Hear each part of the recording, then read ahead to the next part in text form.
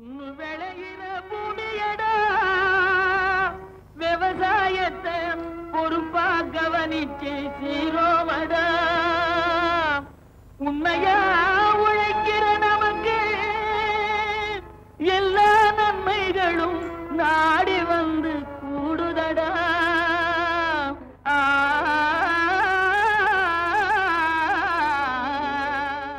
மாத்தி யோசிச்சேங்க பகுதியில் கிருஷ்ணகிரி மாவட்டம் போச்சம்பள்ளி தாலுகா அத்திக்கானூர் விவசாயி திரு ஏசி அறிவழகன். இது கோடைக்காலம். மாம்பழம் தாராளமாய் பவனி வரும் நேரம். பல வகை மா தமிழகத்தின் பல பகுதியில் சாகுபடியாகின்றது. போச்சம்பள்ளியும் அப்பகுதியில் ஒன்று. முப்பழங்களில் மாவிற்கு தனி இடம் ஒன்று உண்டு. மாம்பழம் விளையும் காலத்தில் எண்ணற்றது நமக்கு கிடைக்கின்றது. ஆனால் விளையும் காலமில்லா நேரத்தில் அது எப்படி விளைகிறது என்பதை வினவ கேட்டபோது, நான் 15 ஆண்டுகளாக மா விவசாயத்தை செய்து வருகிறேன். எங்களது ஒரு 20 ஏக்கரா மாந்தோட்டம் இருக்கிறது. அதில் நாங்கள் ஃபஸ்ட்டில் மானாவாரியாக தான் செஞ்சுட்டு இருந்தோம். அதுக்கப்புறம் கோயம்புத்தூர் யூனிவர்சிட்டியையும் இங்கே எலுமிச்சங்கரில் இருக்கிற டாக்டர் பெருமாள் வேளாண்மை விரிவாக்க மையத்தையும் அணுகின பின்னாடி அதுக்கு நீர் பாய்ச்சணும். அப்புறம் நீர் பாய்ச்சின பின்னாடி ஏப்ரல் மேலே நாட்டு ரகங்களையும் ஜூன் ஜூலையில் பெங்களூரா நீளத்தையும் அறுவடை செஞ்சோம். அப்படி அறுவடை செய்யும்போது இண்டஸ்ட்ரியல் பேக்டிங்கில் மட்டுமே நம்பி இருக்க வேண்டிய ஒரு சூழ்நிலை ஏற்பட்டது. அப்போ எல்லாருதும் மாங்காய் வர்றதுனால நம்மளதும் வரும்போது நமக்கு விலை கட்டுப்படி ஆகலை.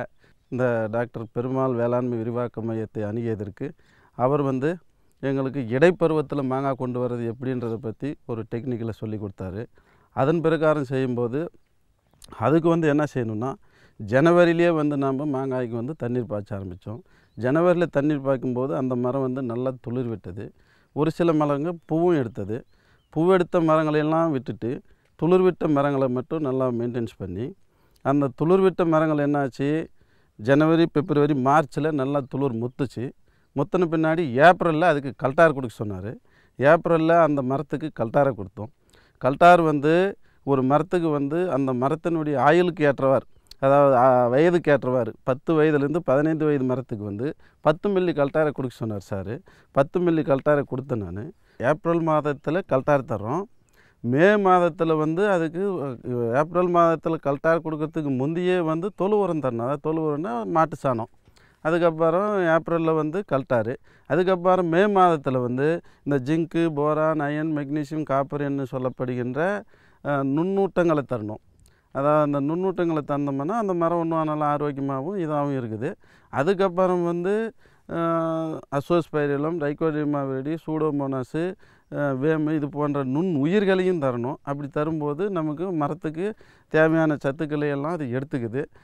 ரெண்டாவது வறட்சி, அதாவது மழை பெய்யாமலோ கொஞ்சம் இதாக இருக்கும்போது 8 நாள்லேருந்து 10 நாளைக்குள்ளே கண்டிப்பாக கல்டார் கொடுத்த மரத்துக்கு தண்ணி பாய்ச்சியே ஆகணும். அப்படி தண்ணீர் வசதி இருந்து 10 நாளைக்கு ஒரு முறை நீங்கள் தண்ணி பாய்ச்சிட்டு வந்தீங்கன்னா உங்களுக்கு எந்த ஒரு இதுவும் வராது. அதுக்கப்புறம் அந்த பூ பூக்கிற தருவாயில், அதாவது ஒரு மரத்துக்கு இங்கே ஒன்று அங்கே ஒன்றுமா ஒரு 10 பூ தெரிய ஆரம்பிச்சதுன்னா நீங்கள் உடனே அதுக்கு இமிடாக்ளோரைடு 17.8 அப்படிங்கிற ஒரு மருந்தை 1 லிட்டர் தண்ணிக்கு 1 மில்லின்ற அளவில் கலக்கணும். ப்ளஸ் கூட சாம்பல் நோய், அதாவது இந்த ஆந்திராக்ஸா அப்படி இப்படின்றதெல்லாம் அந்த மழை காலத்தில் கொஞ்சம் அதிகமாக வருது. அதனால் நாம் அதுக்கு என்ன பண்ணணும், மாமூலாக கந்தகம், அதாவது சல்பர் அடிப்போம். அந்த சீசனுக்கு சல்பர் கொஞ்சம் கேட்காது. அதனால் டைத்தேன் M45 தரலாம். அப்படி இல்லைன்னா கான்டா ப்ளஸ் தரலாம். இது 2 மிக்ஸ் பண்ணி கொடுக்கணும். மூணாவது அந்த பிஞ்சுகள் உதிராமல் இருக்கிறதுக்கு பிளானாபிக்ஸ் டானிக் சேர்த்திக்கலாம், இல்லைன்னா போரானை சேர்த்திக்கலாம். அந்த ஜூலை மாதத்தில் பூ பூக்க தொடங்கினது அது டிசம்பர், அதாவது நவம்பர் டிசம்பர், தீபாவளிக்கு பின்னாடி கிறிஸ்மஸுக்கும் நமக்கு நல்ல கனிகளை கொடுத்தது. அப்படி கனிகள் அந்த பின்னாடி பருவத்தில் கனிகள் அந்த இடைப்பட்ட பருவத்தில் கனிகள் வந்ததுனால அதுக்கு நல்ல மார்க்கெட்டும் இருந்தது, நல்ல விலையும் கிடைத்தது. அப்படி இருந்த நேரத்தில் இந்த பல ஈக்கள் என்று ஒன்று அதை கெடுத்தது. அப்போ உடனே நான் சாரைக்கிட்ட ஓடி போய் திரும்பி நின்னேன். சாரை கேட்டேன். அப்போ அவர் என்ன சொன்னார், இந்த பழத்தை சேதப்படுத்தக்கூடிய இந்த பல ஈக்களை அழிக்கிறதுக்கு அவர் ஒரு டெக்னிக்கல் சொல்லி கொடுத்தாரு. அது என்னான்னு சொல்லி கேட்டிங்கன்னா, மெத்தேல் யூஜினாலையும் நுவானையும் கலந்து ஒரு ஏக்கருக்கு 4 டப்பா வைங்க. அப்படி வைக்கும்போது இந்த ஆணீக்கள் எல்லாம் வந்து அதில் விழுந்து இறந்துடும். அப்போது நமக்கு இது பாதிப்பிலிருந்து குறையலாம். சரி, அதை செஞ்சோம். அதை செஞ்சு அதன் மூலிமா இந்த பல ஈக்களினுடைய தொந்தரவுலேருந்து தப்பித்தோம். அதனால் இன்னும் காய் நல்லா மெச்சூரிட்டி ஆகிற வரைக்கும் வச்சுருந்து ஜனவரியில் கூட நாங்கள் அறுவடை பண்ணோம். பொதுவாக வந்து பார்த்தோம்னா ஜனவரியில் வந்து மாங்காய் பூ தான் இருக்கும், பழம் இருக்காது மார்க்கெட்டில். அந்த நேரத்தில் நான் மார்க்கெட்டுக்கு பழத்தை கொண்டு போனதுனால என்னுடைய பழத்துக்கு நல்ல கிராக்கி கிடச்சிது. ஒரு கிலோ வந்து 50 ரூபாய் 60 ரூபாய்க்கு கூட சர்வசாதாரணமாக ஒரு மிடில் கிளாஸ் ஃபேமிலியில் இருக்கிறவங்க கூட வாங்கி சாப்பிட ஆரம்பித்தாங்க. அதே பெங்களூர்லேயோ இல்லை டெல்லியிலையோ மற்ற பெரிய பெரிய சிட்டிங்களுக்கெல்லாம் கொண்டு போயிருந்தால் 100 ரூபாய் வரைக்கும் கூட விற்கிதாங்க. நான் இங்கேயே வந்து அதை ஒரு 50-60 ரூபாய்க்கே விற்று அதே பெரிய காசு. ஏன்னா ஜூன் ஜூலையில் வந்து 5 ரூபாய்க்கே கேட்கறதுக்கு ஆள் இல்லாத ஒரு சூழ்நிலை. அதை வந்து நம்ம ஜனவரியில் கொண்டு வந்ததுனால நமக்கு 50 ரூபாய் கிடச்சிது. அப்படி கிடச்சதுனால அதனுடைய வருமானம் வந்து எனக்கு இப்போதைக்கு போதுமானதாகவும் கொஞ்சம் மன திருப்தியாகவும் இருக்குது. இன்று சுற்றுப்புற சூழல் ரொம்பவே மாசடைகின்றது. இதனால் நிலவளமும் ரொம்பவே மாசடையுதுன்னே சொல்லலாம். ரசாயன உரங்களும் பூச்சிக்கொல்லிகளும் ஒன்றோடொன்று தொடர்புடையவை. இந்த நுண்ணுயிர்களை நாம் பயன்படுத்துறதுனால தாவரங்களை நோயிலிருந்து பாதுகாக்கிறது. பருவ மாற்றத்திற்கு ஏற்ப தாவரங்களை பாதுகாக்கிறது. பயிறு வகை பயிர்களுக்கு ஏற்ப நுண்ணுயிர் உரங்கள் குறித்து பையூர் மண்டல ஆராய்ச்சி நிலையத்தின் உதவி பேராசிரியை முனைவர் ஏ ராமலட்சுமி அவர்கள் விளக்கம் தருகிறார்.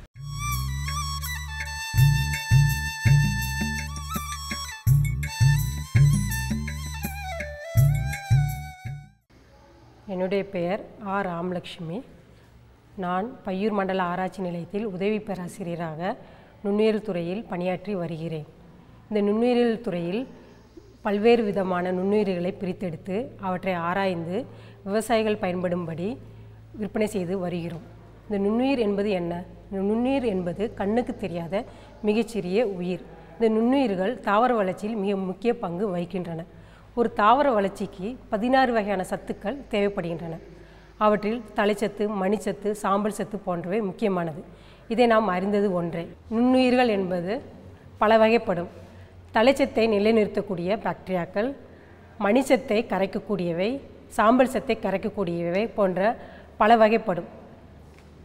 நாம் இப்போது பயிர் வகை பயிர்களுக்கு ஏற்ற உயிர் உரங்களை பார்க்கலாம். தழைச்சத்தை நிலைநிறுத்தக்கூடிய ரைசோபியம். இந்த ரைசோபியம் என்பது மண்ணில் வாழக்கூடியவை. இவை வளிமண்டலத்தில் உள்ள நைட்ரஜனை, அதாவது தழைச்சத்தை நிலைநிறுத்தி பயிர்களுக்கு பயன்பெறும் வகையில் கிடைக்கப்பெறுகின்றன. இதன் மூலம் அதிக மகசூலை நாம் ஈட்டலாம். மற்றொரு நுண்ணுயிர் உரமான பாஸ்போபாக்டீரியா, இதனுடைய ரோல் என்ன என்று பார்த்தால், பாஸ்போபாக்டீரியா மண்ணில் உள்ள மணிச்சத்தை கரைத்து அவை பயிர்கள் வளர்வதற்கு உதவி செய்கின்றன. இது எப்படி கரைக்கிறது என்றால், நம் போடுகின்ற சூப்பர் பாஸ்பேட்டு அனைத்துமே தாவர வகைகளுக்கு கிடைப்பதில்லை. பொதுவாக 10-15% மட்டும்தான் தாவர வளர்ச்சிக்கு உதவுகின்றன. மீதமுள்ள சூப்பர் பாஸ்பேட் மண்ணில் அப்படியே இருக்கின்றன. இவை மற்ற அமிலங்களுடன் சேர்ந்து, மற்ற தனிமங்களுடன் சேர்ந்து பயிர் வளர்ச்சிக்கு பெறாமல் இருக்கின்றன. இவற்றை பெறுவதற்கு, அதாவது இந்த மணிச்சத்தை கரைத்து பயிர் வளர்றதுக்கு உதவி செய்வது இந்த பாஸ்போபாக்டீரியா தான். இவை இரண்டும் பயிர் வகை பயிர்களுக்கு வளர்ச்சிக்கு மிக முக்கிய பங்கு வகிக்கின்றன. இந்த பண்ணையில் நாங்கள் அனைத்து வகையான நுண்ணுயிர் உரங்களை தயாரித்து விவசாயிகளுக்கு வழங்குகின்றோம். பொதுவாக அசோஸ்பைரிலம், இவை தழைச்சத்தை நிலைநிறுத்தக்கூடிய பாக்டீரியா. இவற்றை நாங்கள் பண்ணையில் மல்டிப்ளை செய்து விவசாயிகளுக்கு வழங்குகின்றோம். ஒரு பாக்கெட்டின் விலை ரூபாய் 40. நாம் இப்போ பார்க்குறது ரைசோபியம் கல்ச்சர். இந்த கல்ச்சரை இந்த குடுவையில் மல்டிப்ளை பண்ணி இதை ஃபெர்மெண்டருக்கு கொண்டு போயிட்டு அதை நம்ம கரிப்பொருளோட மிக்ஸ் பண்ணுவோம். இது பாஸ்போபாக்டீரியா. இந்த பாஸ்போபாக்டீரியாவும் இந்த ரைசோபியம் மாதிரியே மாஸ் மல்டிப்ளை பண்ணி நம்ம கரித்தூளோட மிக்ஸ் பண்ணி நம்ம விவசாயிகளுக்கு இந்த மாதிரி பாக்கெட்டு போட்டு விற்பனை செய்கிறோம். இந்த பாக்கெட்டில் பாஸ்போபாக்டீரியா இருக்கின்றது. இதனை நாங்கள் விவசாயிகளுக்கு ரூபாய் 40 விலையில் கொடுக்கிறோம். இந்த பாக்கெட்டில் ரைசோபியம் கல்ச்சர் இருக்கின்றது. இதோட விலையும் ரூபாய் 40. இது பாஸ்போபாக்டீரியா கல்ச்சர். முன்ன சொன்ன மாதிரி இதை வந்து ஆய்வகத்தில் மாஸ் மல்டிப்ளை பண்ணி இதை வந்து கரித்தூளுடன் கலக்க வேண்டும். கரித்தூள் என்பது நிலக்கரியில் கிடைக்கின்ற வேஸ்ட் பொருட்கள். இதனுடன் 1 கிலோ கரித்தூளுக்கு 400 ml பாஸ்போபாக்டீரியாவை கலக்க வேண்டும். இந்த மாதிரி கலந்து இவற்றை பாக்கெட்டில் நிரப்ப வேண்டும். இதுதான் பாஸ்போபாக்டீரியா பிரிண்ட் செய்யப்பட்ட பாக்கெட். இதில் அனைத்து வகையான தகவல்களும் இருக்கும். எடுத்துக்காட்டாக இதோடைய சிறப்பு அம்சங்கள் என்ன, இதை எப்படி விதை நேர்த்தி செய்யலாம் போன்ற உள்ளடக்கங்கள், எல்லா வகையான சிறப்பு அம்சங்களும் இதில் இருக்கும். இந்த பாக்கெட்டில் பாஸ்போபாக்டீரியா உடன் கலந்த கரித்தூளை எடுத்து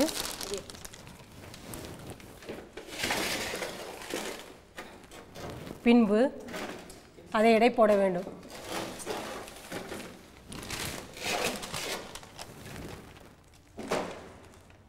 இது 1 கிலோ எடை உள்ள பாக்கெட். நாம் ஆய்வகத்தில் பாஸ்போபாக்டீரியாவை கரித்தூளுடன் கலந்து பாக்கெட் செய்வதை பார்த்தோம். அதே மாதிரி தான் ரைசோபியத்தையும் கரித்தூளுடன் சேர்ந்து பாக்கெட் செய்ய வேண்டும். இப்போது நாம் இந்த நுண்ணுயிர் உரங்களை எப்படி பயன்படுத்தலாம் என்பதை பார்ப்போம். பொதுவாக பயிர் வகை பயிர்களுக்கு நுண்ணுயிர் உரங்களை விதை நேர்த்தி செய்ய வேண்டும். 1 ஹெக்டேர் விதைக்கு 3 பாக்கெட் ரைசோபியம், 3 பாக்கெட் பாஸ்போபாக்டீரியா தேவைப்படுகிறது. ஒரு பாக்கெட் என்பது 200 கிராம் அடங்கியது. நாம் இப்போது இந்த உளுந்தை எவ்வாறு விதை நேர்த்தி செய்யலாம் என்பதை பார்ப்போம். பொதுவாக இந்த நுண்ணுயிர் உரங்களை அரிசி கஞ்சியுடன் கலந்து இட வேண்டும். 3 பாக்கெட் ரைசோபியம், 3 பாக்கெட் பாஸ்போபாக்டீரியாவுக்கு 750 ml ஆஃப் அரிசி கஞ்சி தேவைப்படுகிறது. இந்த அரிசி கஞ்சியுடன் நுண்ணுயிர் உரங்களை கலந்து மிக்ஸ் பண்ணதுக்கப்புறம் நாம் விதைகளில் தெளித்து இவ்வாறு கலக்க வேண்டும். இவ்வாறு கலந்த பின் இதை வெயிலில் காய வைக்க வேண்டும். வெயிலில் காய வைத்த பின்பு இதை எடுத்து விதைக்க வேண்டும். இவ்வாறு விதை நேர்த்தி செய்து பயிர் வகை பயிர்களை விதைப்பதன் மூலம் குறைந்த செலவில் அதிக மகசூலை பெறலாம்.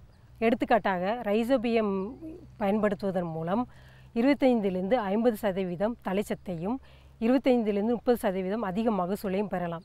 இதே மாதிரி பாஸ்போபாக்டீரியாவை பயன்படுத்துவதன் மூலம் 25லிருந்து 50% மணிச்சத்தையும் 25லிருந்து 30% மகசூலையும் பெறலாம்.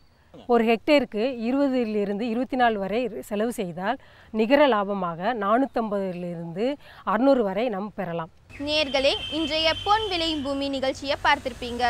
இந்த நிகழ்ச்சியில் இடம்பெற்ற தகவல்கள் எல்லாமே உங்களுக்கு ரொம்பவே பயனுள்ளதாக இருந்திருக்கும் என்று நம்புகின்றோம்.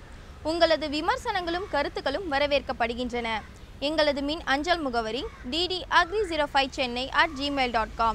நன்றி, வணக்கம்.